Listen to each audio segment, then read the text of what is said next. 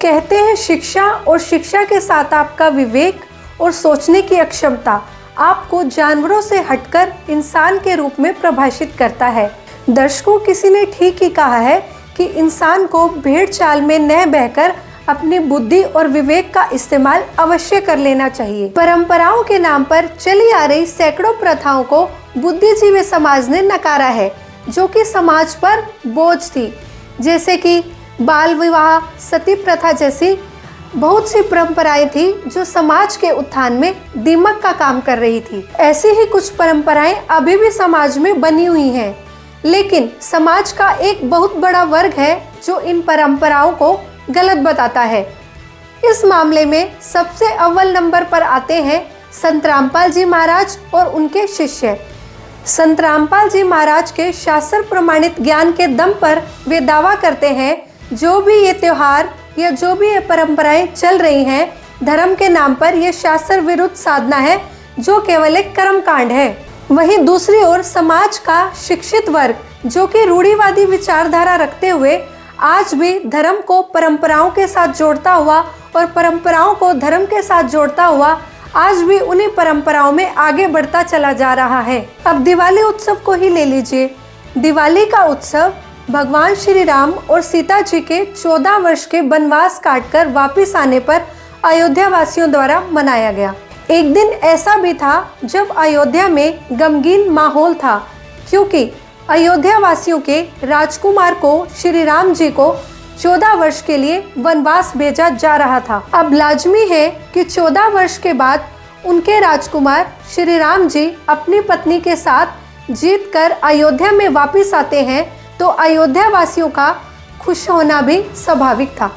लेकिन अयोध्या वासियों को यह खुशी केवल 2 वर्ष ही नसीब हुई, क्योंकि ठीक 2 वर्ष बाद काल चक्र ने एक बार फिर करवट ली और इसी परिवार की एक गर्भवती महिला को महल से निकाल दिया गया। अब जिस माता जानकी के अयोध्या वापस लौटने पर खुशी का माहौल था, उसी माता जानकी जी को एक धोबी के तानों की वजह से महल से निकाल दिया गया। और उसके बाद से ही अयोध्या वासियों ने जो राम जी और सीता जी के अयोध्या वापस आने पर दीप उत्सव मनाना शुरू किया था, वो उसी दिन से ही मनाना छोड़ दिया। लेकिन दुर्भाग्य की बात तो यह है कि हमारा समाज उन परंपराओं को अभी तक ढोता चला आ रहा है, जिन परंपराओं को या जिन त्योहारों को मनाना अयोध्या वासियों ने उसी समय बंद कर दिया था। तो सभी जानते हैं कि इस त्योहार को मनाने का कोई औचित्य बनता ही नहीं है। और सबसे हैरानी की बात यह है कि इन परंपराओं को हम धर्म का नाम देते हैं। दर्शकों, आज भी लाखों श्रद्धालु ऐसे हैं जिनको असमंजस है कि माता जानकी जी के साथ ऐसा अन्याय क्यों हुआ। माता जानकी के साथ जो अन्याय हुआ, इस अन्याय को लेकर त्रिपुरा के मुख्यमंत्री की पत्नी ने प्रेमानंद जी से एक सवाल पूछा, तो देखिए प्रेमानंद जी ने इस सवाल का कैसे जवाब दिया। महाराज जी, आप त्रिपुरा एक जगह है, स्टेट है, माँ त्रिपुरा सुंदरी के चरणों की धूल हूँ मैं। वहाँ के मुख्यमंत्री थे अभी, उनकी मैं कुछ नहीं, सिर्फ चरणों की धूल हूँ। विचलित हूँ, भ्रमित हूँ, मन में बहुत द्वेष है। हर रोज एक ही प्रश्न से लड़ रही हूँ, उसका उत्तर आपसे चाहती हूँ। मैं मर्यादा पुरुषोत्तम राम की मैं भी उतनी ही भक्ति करती हूँ। निरंतर मेरे शिव के आराध्य के साथ मैं जुड़ी हुई हूँ। मैं जानना चाहती हूँ महाराज आपसे, क्या मेरी माँ जानकी को न्याय मिला है? ये संसारिक लोगों ने लीला में और संसार के दोनों को क्या आप एक जोड़ रहे हैं? क्या दिव्य चिदानंद में लीला को आप त्रिगुणात्मिका मलिन माया की लीला से जोड़ेंगे? पहली गलती है। भगवान श्री राम त्रिकालज्ञ सर्वज्ञ हैं। भगवान श्री राम के निज जनों में एक गर्व प्रकट हुआ था।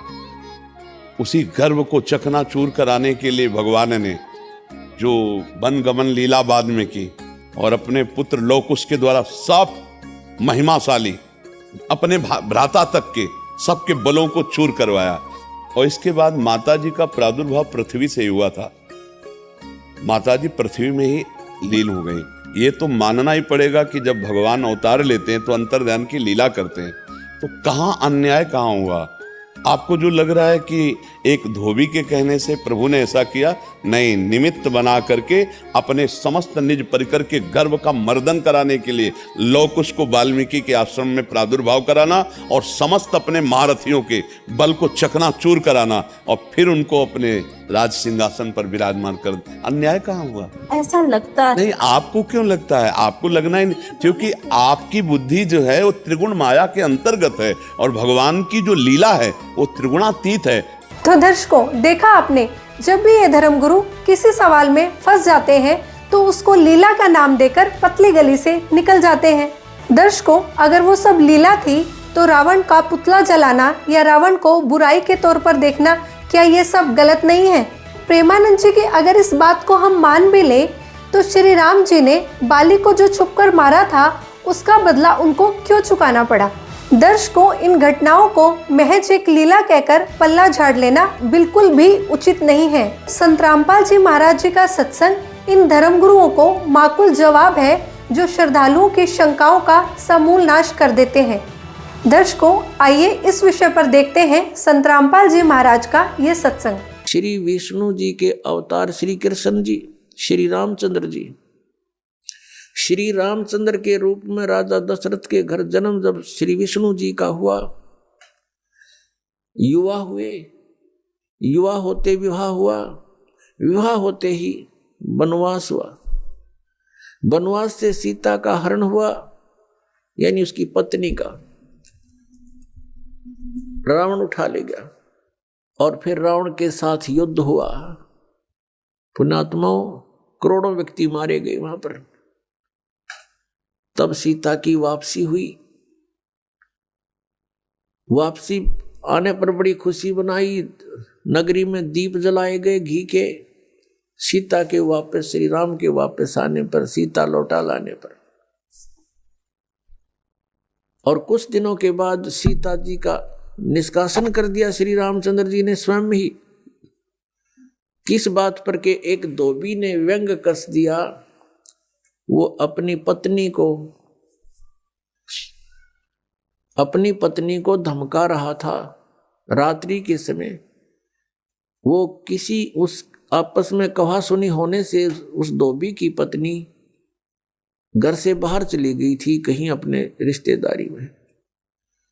फिर वो वापस लेकर आया तो उसको धमका रहा था कि मैं तुझे घर नहीं रखूंगा, तू 3 दिन कहाँ रही?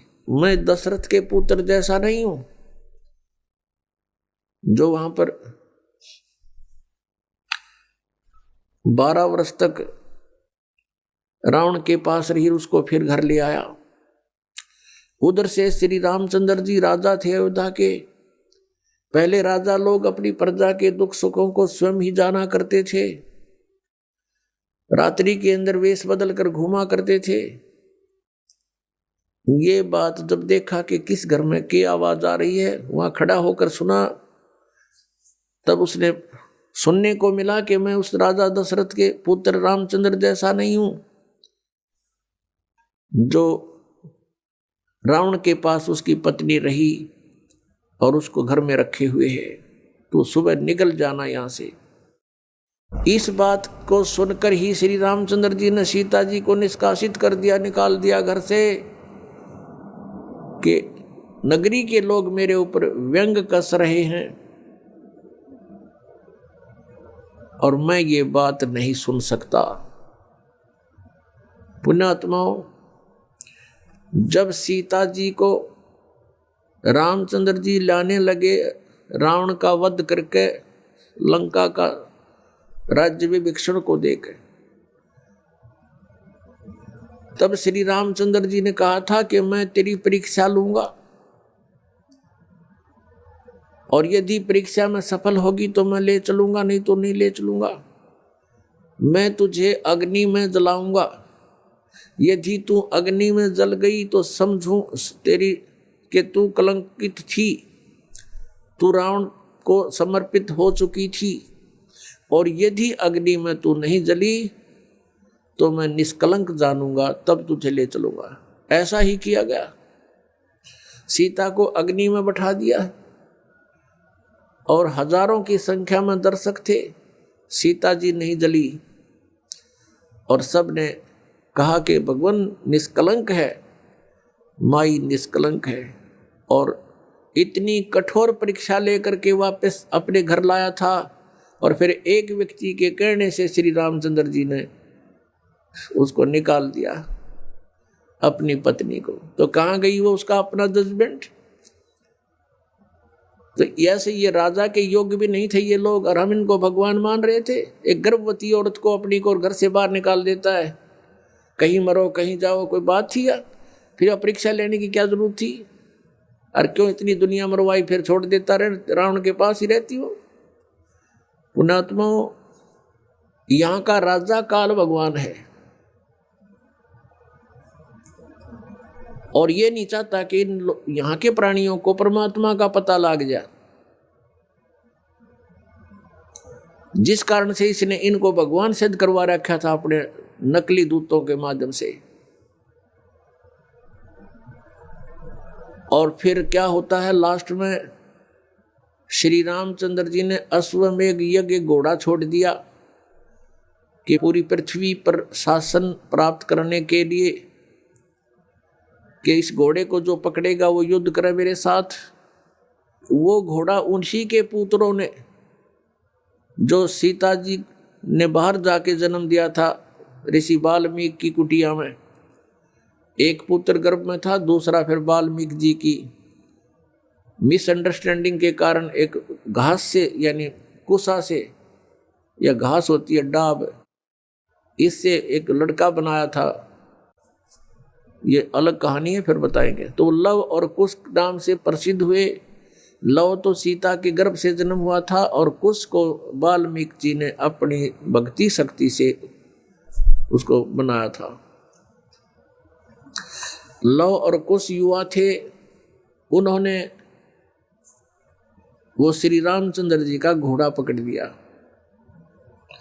फिर उनका पिता पुत्रों का युद्ध हुआ तो दोनों ने छक्के छुड़ा दिए राम के, और सीता जी फिर भी उनके हाथ नहीं आई और वो पृथ्वी के अंदर समा गई। और श्री रामचंद्र जी ने आकर के सरयू नदी के अंदर, अयोध्या के साथ से बह रही एक सरयू दरिया, उसमें जल समाधि ले ली इसी दुख में। दर्शकों, संत रामपाल जी महाराज के सत्संग से साफ स्पष्ट होता है कि दीपावली का उत्सव मनाना बिल्कुल ही शास्त्र विरुद्ध साधना है। दर्शकों, तो संत रामपाल जी महाराज जी के सत्संग से साफ साफ स्पष्ट हो जाता है कि दीपावली का उत्सव मनाना शास्त्र विरुद्ध साधना है, क्योंकि पूजा तो केवल पूर्ण परमात्मा की ही करनी चाहिए, जबकि भगवान श्री राम उर्फ विष्णु जी तो पूर्ण परमात्मा नहीं है। दर्शकों, देवी भागवत पुराण में स्पष्ट लिखा है कि भगवान विष्णु जी उर्फ राम जी स्वयं स्वीकार कर रहे हैं कि हमारी तो जन्म मृत्यु होती है, हम अविनाशी नहीं हैं। तो जो अविनाशी नहीं है, जिनकी जन्म मृत्यु होती है, वो पूर्ण परमात्मा तो नहीं हो सकता, जबकि भक्ति पूर्ण परमात्मा की ही करनी होती है। दर्शकों, आपसे हमारा निवेदन है कि शास्त्र प्रमाणित भक्ति कीजिए जो हमारे शास्त्रों में बताई गई है। संत रामपाल जी महाराज जी का कहना है कि आदि राम की भक्ति करनी चाहिए। आदि राम कौन है, यह जानने के लिए हमने इस वीडियो के डिस्क्रिप्शन बॉक्स में एक लिंक दिया है, उस लिंक पर जाइए और जानिए और अपना कल्याण कराइए। धन्यवाद। सब जन में एक बीज से सबकी मिट्टी एक, मन में दुविधा पड़ गई, हो गए रूप अनेक, हो गए रूप